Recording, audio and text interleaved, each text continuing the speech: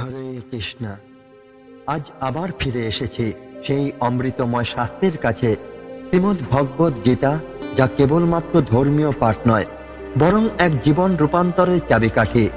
এমন এক গ্রন্থ যা যদি আপনি মন দিয়ে পড়েন, বোঝেন, নিজের জীবনে প্রয়োগ করেন, তাহলে আপনার সমস্ত সমস্যা, সমস্ত দুঃখ, সমস্ত সংশয় একে একে মুছে যেতে বাধ্য। কারণ গীতা আপনাকে শেখায় কিভাবে চিন্তা করতে হয়, কিভাবে নিজের ওপর বিশ্বাস রাখতে হয়, আর কিভাবে নিজের কর্তব্য পথে অটল থাকতে হয়। আজকের দিনে আমরা সবাই কিছু না কিছু নিয়ে ক্লান্ত, বিভ্রান্ত, ভীত। কেউ চাকরি নিয়ে দুশ্চিন্তায়, কেউ সম্পর্কে টানাপোড়েনে, কেউ নিজের আত্মবিশ্বাস হারিয়ে ফেলেছেন। আর এই সব সমস্যার মাঝে কেউ কেউ মনে মনে বলেন, আমি আর পারছি না, সবকিছু ছেড়ে দিতে ইচ্ছা করছে। কিন্তু বন্ধুরা, আপনি জানেন কি, একদিন অর্জুনও এমনটাই বলেছিলেন। কুরুক্ষেত্রের মাঝখানে দাঁড়িয়ে তিনি বলেছিলেন, আমি এই যুদ্ধ করব না, আমার প্রিয়জনদের বিরুদ্ধে তলোয়ার তুলতে পারবো না। আর তখনই শ্রীকৃষ্ণ বলেছিলেন, এই মুহূর্তেই তোমার জ্ঞান চাই, আত্মবিশ্বাস চাই, মনসংযম চাই। এই মুহূর্তেই তোমাকে জেগে উঠতে হবে। এই জাগরণই হলো গীতার মূল মন্ত্র। আর ঠিক এই কারণেই আমাদের চ্যানেল প্রীতি ভালো কথা প্রতিদিন আপনাদের জন্য নিয়ে আসে একটি করে শ্লোকের আলোচনা, যাতে আপনাদের সময় না থাকলেও ব্যস্ততার মাঝেও প্রতিদিন অন্তত কিছুটা জ্ঞান, কিছুটা আলো, কিছুটা অনুপ্রেরণা পেতে পারেন। গীতা পড়া মানে শাস্ত্র মুখস্থ করা নয়। গীতা পড়া মানে নিজের মনকে চেনা, নিজের ভেতরে শক্তিকে জাগানো, নিজের কর্তব্যকে সামনে রেখে এগিয়ে চলা। ঠিক যেমন কৃষ্ণ বলেছিলেন, যুদ্ধ ছেড়ে পালিয়ে যেও না, কারণ তুমি জন্মেছ যুদ্ধ করতেই। আজকের আলোচনায় আমরা পৌঁছে গেছি গীতার প্রথম অধ্যায়ের 14 শ্লোকে, যেখানে যুদ্ধের আবহের মাঝে এক নতুন বার্তা পাওয়া যায়। এই সেই শ্লোক যেখানে শঙ্খনাদ দিয়ে পাণ্ডব সেনা জানিয়ে দেয়, আমরা প্রস্তুত, আমরা ধর্মের পক্ষে, আমরা কৃষ্ণের সঙ্গে আছি।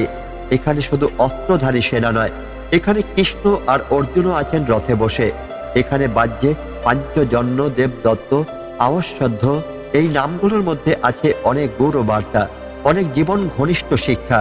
তাই ভিডিওটি একেবারে শেষ পর্যন্ত দেখবেন। আর যদি আগের পর্বগুলো না দেখে থাকেন, তাহলে চ্যানেলটি সাবস্ক্রাইব করে রাখুন এবং কমেন্টে লিখুন জয় শ্রীকৃষ্ণ, যাতে প্রতিদিন এই জ্ঞান আপনার জীবনে প্রবাহিত হতে পারে। তো চলুন শুরু করি আজকের আলোচনা। গীতার প্রথম অধ্যায়ের 14 নম্বর শ্লোক, তার অনুবাদ, ব্যাখ্যা ও জীবনের প্রয়োগ। শঙ্খান ধর্ম প্রত্যেক চক্রে কৃষ্ণ ঋষিকেশ ধনঞ্জয়, পাণ্ডব শঙ্খানি দিব্যানি দেবদত্ত ধনঞ্জয়। শঙ্খধ্বনি শুরু করলেন শ্রীকৃষ্ণ, ঋষিকেশ এবং অর্জুন অর্থাৎ ধনঞ্জয়। অর্জুন তার নিজস্ব শঙ্খ দেবদত্ত বাজালেন। এই শ্লোকটি যুদ্ধের প্রাক মুহূর্তে এক মহান আধ্যাত্মিক ঘটনার ইঙ্গিত দেয়। আমরা সাধারণত যুদ্ধে অস্ত্র, সৈন্য, রণনীতি এইগুলো দেখি, কিন্তু গীতা এই মুহূর্তে দেখা যাচ্ছে শঙ্খ বাজানোর মাধ্যমে কেবল শারীরিক প্রস্তুতি নয়, আধ্যাত্মিক ও মানসিক দৃঢ়তার ঘোষণা দিচ্ছেন শ্রীকৃষ্ণ ও অর্জুন। ঋষিকেশ কেন বললেন? ঋষিকেশ মানে যিনি ইন্দ্রিয়গুলোর অধিপতি, অর্থাৎ শ্রীকৃষ্ণ। এই নামটি এই মুহূর্তে ব্যবহৃত হয়েছে কারণ শ্রীকৃষ্ণ শুধুমাত্র অর্জুনের সারথি নন, বরং পুরো সেনার চেতনার চালক। যখন তিনি শঙ্খ বাজাচ্ছেন, তখন সেটি কেবল একটি সংকেতই নয়, বরং সমস্ত পাণ্ডব পক্ষের সেনার চেতনা জাগ্রত করার একটি আধ্যাত্মিক আহ্বান। আধুনিক জীবনে এই শ্লোকের তাৎপর্য হলো, এই শ্লোকটি যেন আমাদের বলে, নিজেকে লড়াইয়ের জন্য প্রস্তুত করো, কিন্তু তা করতে হবে ধ্যান, মানসিক প্রস্তুতি এবং আধ্যাত্মিক বিশ্বাসের সাথে। আজ আমরা নানা ধরনের যুদ্ধে নেমে পড়ি। অফিসের রাজনীতি, সংসারের টানাপোড়েন, নিজের মধ্যে হতাশা বা আত্মবিশ্বাস হারানোর যন্ত্রণা, সম্পর্কে জটিলতা। এইসব ক্ষেত্রেই যদি আপনি প্রথমে শান্ত, স্থির এবং আধ্যাত্মিকভাবে প্রস্তুত হন, তাহলে আপনি জয়ী হবেন। যেমনভাবে অর্জুন যুদ্ধক্ষেত্রে দাঁড়িয়ে নিজের আত্মবিশ্বাস এবং বিশ্বাসকে কেন্দ্র করে শঙ্খ বাজিয়েছিলেন, আপনিও আপনার প্রতিটি সিদ্ধান্ত নেওয়ার আগে মনের শঙ্খ বাজান। শঙ্খ বাজানো সংকল্পের ঘোষণা। শঙ্খ বাজানো মানে শুধু যুদ্ধ ঘোষণা নয়, এটা আত্মার ঘোষণা, আমি প্রস্তুত। এটা সংকল্পের ঘোষণা, আমি দুর্বলতাকে জয় করব। এটা সাহসের ঘোষণা, আমি সত্যের পক্ষে আছি। এই শ্লোকে আমরা দেখি অর্জুন নিজের শঙ্খ দেবদত্ত বাজাচ্ছেন, দেবদত্ত মানে ঈশ্বর প্রদত্ত, অর্থাৎ অর্জুনের অস্ত্র, শক্তি, সাহস সবই ঈশ্বরের আশীর্বাদে। আজকে আমাদের প্রশ্ন করা উচিত, আমার সংকল্প দেবদত্ত তো? আমি কি ঈশ্বরের পক্ষ নিয়ে প্রতিকূলতার বিরুদ্ধে লড়াই করছি? আমি কি মানসিকভাবে প্রস্তুত, নাকি শুধু বাহ্যিকভাবে শক্তিশালী? বিমল চরণ ছিলেন একজন সাধারণ চাষি। প্রতি বছর জমিতে চাষ করতেন, কিন্তু হঠাৎ এক বছর দুর্ভিক্ষ এলো। জমিতে ফসল নেই, ভাড়ারে চাল নেই, স্ত্রী কাজে, সন্তান ক্ষুধার্ত, প্রতিবেশীরা শহরে কাজ করতে চলে গেল। কিন্তু বিমল চরণ একদিন সকালে ঘুম থেকে উঠে একদম শান্ত মনে বললেন, আজ আমি ভোরে উঠব, জমিতে যাব, মাটি আঁকড়ে ধরব। ঈশ্বর আমাকে দেবে না, এটা হতেই পারে না। তিনি স্নান করে গঙ্গা জল ছিটিয়ে জমিতে গিয়ে প্রথমে একটা শঙ্খ বাজালেন, যা তার পিতামহ রেখে গিয়েছিলেন। এরপর বললেন, এই আমার সংকল্প, এই আমার দেবদত্ত। এক সপ্তাহের মধ্যে হঠাৎ এক ধরার পর মাটি কোমল হলো। কিছু দেরিতে হলো, ফসল জন্মালো। বিমল চরণ হারেননি, কারণ তিনি প্রথমে শঙ্খ বাজিয়েছিলেন নিজের মনে সংকল্প করে।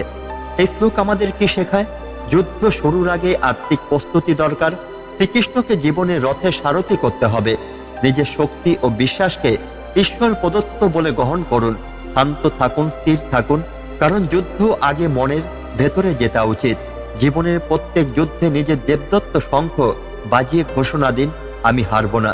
যখন শ্রীকৃষ্ণ শঙ্খ বাজালেন, তখন তিনি কুরু বংশের এক সদস্য, অথচ পাণ্ডব পক্ষে দাঁড়িয়ে তার বিরুদ্ধে অনেকেই প্রশ্ন তুলতে পারতেন। কিন্তু তিনি কখনোই নিজেকে অন্যের কথার ভিত্তিতে পরিচালিত করেননি। তিনি জানতেন, নিজের ধর্ম, নিজের কর্তব্য, নিজের প্রকৃত সত্তা থেকে সরে আসা মানেই পরাজয়। অর্জুনও তাই, হয়তো দ্বিধাগ্রস্ত, কিন্তু যুদ্ধক্ষেত্রে এসেছেন নিজের পথ বেছে নিয়ে। আর এই শ্লোকের মাধ্যমেই সেই প্রস্তুতির সর্বসম্মত ঘোষণা হয়। সবার শঙ্খধ্বনি, সবার নিজস্ব অস্তিত্বের প্রকাশ। আজকের যুগে এই শ্লোকের তাৎপর্য হলো, আজ আমরা প্রতিনিয়ত অন্যের জীবনের অনুকরণ করতে চাই। ফেসবুক, ইনস্টাগ্রামে ছবিতে দেখে ভাবি, ওর মতো হতে পারলেই ভালো হতো। কিন্তু গীতা বলে, তোমার শক্তি তোমার নিজের ভেতরেই আছে। যেটুকু ইমপারফেক্ট, সেটুকু তোমার পরিচয়, সেটাই তোমার সৌন্দর্য। এই শ্লোকে প্রতিটি সৈনিক তার নিজস্ব শঙ্খ, ঢাক, মৃদঙ্গ নিয়ে হাজির হয়। কেউ কাউকে অনুকরণ করেনি, প্রত্যেকে নিজের নিজস্ব অস্তিত্বকে বজায় রেখেছে। তারা জানে, আমি যদি নিজেকে হারিয়ে ফেলি, তাহলে এই যুদ্ধের মানে কি? একটি মহাভারতের প্রেরণাদায়ক কাহিনী বলছি। ভীষ্ম ও কর্ণ দুজনেই মহাবীর। ভীষ্ম বলেছিলেন, আমি হস্তিনাপুরের সেবা করব, যেই রাজা হোক না কেন। অন্যদিকে কর্ণ, যিনি পুত্র হিসাবে বহু অপমান সহ্য করেও নিজের পথে অবিচল থেকেছেন। কর্ণ বারবার বলেছিলেন, আমি সূর্য দেবের পুত্র, আমি কারো অনুকরণ করব না। আমার জন্ম যেখানেই হোক, আমি যুদ্ধ করব নিজের সম্মান নিয়ে। তাই তো তিনি বেছে নিলেন কৌরবদের পক্ষ, কারণ একমাত্র দুর্যোধনই তাকে সম্মান দিয়েছিলেন, যদিও তা পরে আত্মবিরোধ সৃষ্টি করেছিল। কিন্তু কর্ণের একনিষ্ঠতা, নিজের আত্মসত্তার প্রতি আনুগত্য আজও আমাদের শিক্ষা দেয়। এখানেই গীতার মর্ম। নিজেকে জানতে শেখো, নিজেকে অনুসরণ করো। তুমি যদি একজন গায়ক হও, কিন্তু সবাই তোমায় বলে ডাক্তার হও, তুমি হয়তো ডাক্তার হতে পারবে, কিন্তু সেখানে আত্মা থাকবে না। তুমি হয়তো কনফিডেন্টলি বলবে, আমি প্রতিদিন কাজ করি, অথচ ভেতরটা ফাঁকা মনে হয়। এটাই হয় যখন তুমি নিজের পথ না ধরে অন্যের সফলতা নকল করতে চাও। এই চতুর্দশ শ্লোক আমাদের শেখায়, নিজের শঙ্খ বাজাও, নিজের গর্জন দাও। নিজের ইনপারফেক্ট পথেই ঈশ্বর তোমার জন্য রেখেছেন এক অনন্য সাফল্য। বন্ধুরা, আজকে সমাজে আমরা সবাই পারফেকশন খুঁজি, কিন্তু ভুলে যাই পারফেকশন ঈশ্বরের হাতে, আর চেষ্টা আমাদের হাতে। নিজের পথে শ্রেষ্ঠ, যদিও সেটি কঠিন হোক, ইমপারফেক্ট হোক। জীবনের যুদ্ধক্ষেত্রে দাঁড়িয়ে নিজের শঙ্খ বাজাতে শিখুন। আপনার শঙ্খের শব্দে আপনি নিজেকে চিনবেন, তখন আর দরকার হবে না কাউকে অনুকরণ করার। তখন আপনি হবেন নিজস্ব ধর্মপালক, নিজের আত্মা সৈনিক। সেই সময়টা শুধুই অস্ত্র বোলানোর সময় নয়, সেটি ছিল প্রত্যেকের আত্মঘোষণার মুহূর্ত। আর ঠিক তখনই ভগবানের দেওয়া পবিত্র দানের চিরন্তন শিক্ষা যেন শঙ্খে শব্দে মিশে গিয়েছিল। দান কাকে বলে? যে দান হৃদয় থেকে আসে, সময় মতো আসে, সঠিক মানুষের কাছে আসে, এবং যার বিনিময়ে কিছুই প্রত্যাশা করা হয় না, সেটি শুদ্ধ দান। গীতার এই মূলনীতি শুধু টাকা বা বস্ত্র দানের কথা বলে না, এটি বলে ভালোবাসার দান, সহানুভূতির দান, সময়ের দান, ক্ষমার দান। যখন শ্রীকৃষ্ণ শঙ্খ বাজালেন, তখন তিনি নিজেকে কেবল রথ চালক হিসেবে নয়, সার্বভৌম আত্মদানকারী হিসেবে স্থাপন করলেন। তার সমস্ত কৌশল, জ্ঞান, জীবন সব পাণ্ডবদের জন্য উৎসর্গ করলেন, বিনিময়ে কিছুই চাইলেন না। তার সেই হৃদয় উৎসারিত দানই আজ গীতা। আজকের জীবনে এর প্রয়োগ হলো, আজ আমরা অনেকেই দান করি, কিন্তু বিনিময়ে সম্মান, পরিচিতি বা প্রশংসা চাই। গীতা বলে, সেই দান যেটি লেনদেন হয়ে যায় সেটি আর শুদ্ধ থাকে না। অন্যদিকে তুমি যদি কাউকে এমন এক মুহূর্তে সাহায্য করো যখন তার জীবন অন্ধকারে ঢেকে গেছে, সে হয়তো টাকা চাইছে না, সে হয়তো খিদে মেটাতেও চাইছে না, সে শুধু একটু ভালোবাসা খুঁজছে, একটু শ্রদ্ধা খুঁজছে, সেই মুহূর্তে তুমি যদি তোমার হৃদয় খুলে দাও, এটি হবে গীতার শুদ্ধতম দান। তাহলে শোনো একটি মহাভারতের গল্প, কর্ণ ও তার দান শক্তি। কর্ণ ছিলেন দানের দেবতা বললেই চলে। একবার একজন ব্রাহ্মণ তার কাছে গিয়ে বলল, আমি চাই তোমার সোনার কবচ এবং কুণ্ডল। এগুলো ছিল কর্ণের জন্মগত সুরক্ষা। তিনি জানতেন এই দুটি জিনিস তার জীবন রক্ষার জন্য অত্যন্ত গুরুত্বপূর্ণ। তবু তিনি একটি মুহূর্ত দ্বিধা না করে খুলে দিলেন তার শরীর থেকে সেই কবচ কুণ্ডল, বিনা প্রশ্নে, বিনা প্রত্যাশায়। এটাই সেই শুদ্ধ দান যার কথা গীতা বলে। কর্ণ জানতেন এটি তাকে মৃত্যুর পথে ঠেলে দিচ্ছে, তবু তিনি দিয়েছেন, কারণ দান করার পরিপূর্ণতা তখনই আসে যখন তা আত্মার থেকে উৎসারিত হয়। শঙ্খ ধ্বনি ও আত্মদান এক অভ্যন্তরীণ মিল।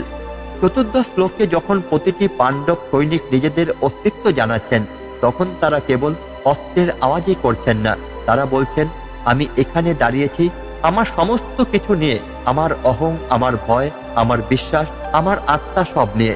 এ এক প্রকার আত্মদান, যেখানে প্রত্যেক প্রস্তুত নিজের সমস্ত কিছু সমর্পণ করতে, সত্য, ন্যায় আর ধর্মের জন্য। তারা প্রত্যেকে জানতেন যুদ্ধ মানে মৃত্যু, কিন্তু তারা শঙ্কিত হননি, কারণ তারা জানতেন যে উদ্দেশ্যে তারা দান করেছেন তা মহৎ। আধুনিক জীবনে এর উদাহরণ হলো একজন শিক্ষিকা, যিনি সকাল থেকে বিকেল অবধি পড়াচ্ছেন, কিন্তু বেতন কম, সম্মান কম, তবুও তিনি ক্লাসে যান। কেন যান? কারণ তিনি জানেন এটি তার হৃদয়ের দান। প্রতিটি শিক্ষার্থীকে জ্ঞান দিয়ে তিনি প্রতিদিন একটি করে ভবিষ্যৎ গড়ে তুলেছেন। একজন মা সন্তানকে খাইয়ে নিজে না খেয়ে থাকেন, কোনো প্রত্যাশা নেই, শুধু সন্তান বড় হয়ে ভালো মানুষ হোক, এটাই আশা। এইসব সেই শুদ্ধ দানের চিত্র যা গীতা আমাদের শেখায়। এই চতুর্থ শ্লোক একদিকে যুদ্ধ ঘোষ, অন্যদিকে দানের ঘোষণা। আমরা সবাই প্রতিদিন কিছু না কিছু দিচ্ছি, কিন্তু গীতা আমাদের জিজ্ঞাসা করে, তুমি কি তা সত্যি হৃদয় থেকে দিচ্ছ? তুমি কি তার বিনিময়ে কিছু চাইছো না তো? তুমি কি সময় মতো প্রয়োজনে দিচ্ছ তো? জীবনে এই প্রশ্নগুলোর উত্তর যদি তুমি সৎভাবে দিতে পারো, তবে বুঝবে তোমার প্রতিদিনের জীবনটাই এক একটা শ্লোক হয়ে উঠেছে। ভালো কাজ কখনো ব্যর্থ হয় না, এই সত্যে বিশ্বাস রাখাই শঙ্খ ধ্বনির অভ্যন্তরীণ শক্তি। বন্ধুরা, চতুর্দশ শ্লোক আমাদের কেবল যুদ্ধের প্রস্তুতির দৃশ্য দেয় না, এটি আমাদের শেখায় যেখানে বিশ্বাস থাকে সেখানেই ঘোষণা হয়, এবং এই বিশ্বাস জন্মায় যখন কেউ জানে আমি ভালো কাজ করছি, আমি সত্যের পক্ষে আছি। এই শ্লোকের সঙ্গে আপনি যদি গীতার এই ভাবটি জুড়ে দেন, কেউ যদি ভালো কাজ করে, ঈশ্বর কখনো তাকে খারাপ পরিণতি দেন না, তবে বুঝবেন এই ঘোষণা শুধু অস্ত্রের নয়, এটি সৎকর্মের আত্মবিশ্বাসের ঘোষণাও। ভালো কাজের ফল কখনো বৃথা যায় না। মহাভারতের শিক্ষা হলো, চলুন একবার মহাভারতের ভিতরে ঢুকে পড়ি। যুধিষ্ঠির, তিনি সর্বদা সত্যভাষী ছিলেন। তিনি কখনো জেনে শুনে কারো ক্ষতি করেননি। তিনি জুয়ার রাজ্য হারালেন, বনবাস পেলেন, অপমানও সহ্য করলেন, তবুও ধর্মচ্যুতি ঘটালেন না। অনেকেই প্রশ্ন করে, তিনি এত ভালো, এত ধর্মপরায়ণ, তবুও কেন তাকে এত কষ্ট পেতে হলো? এই প্রশ্ন আমরা সকলেই নিজেদের জীবনে করি। আমি তো ভালোই আছি, তাও কেন এত দুঃখ? এর উত্তর হলো, ভালো কাজের ফল কখনো তৎক্ষণাৎ আসে না, কিন্তু তা আসে নিশ্চিতভাবে। শ্রীকৃষ্ণ নিজেই গীতায় বলেছেন, সৎ কর্মফল কখনো নষ্ট হয় না। যুধিষ্ঠিরের সত্যনিষ্ঠতাই তাকে শেষ পর্যন্ত পুরুষশ্রেষ্ঠ করে তোলে, যিনি হেরে গিয়েও প্রকৃত বিজয় অর্জন করেন।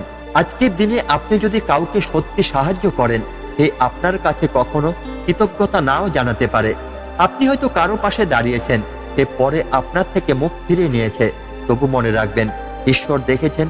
গীতা বলে, এমন ভালো কাজের ফল কখনো বিনষ্ট হয় না।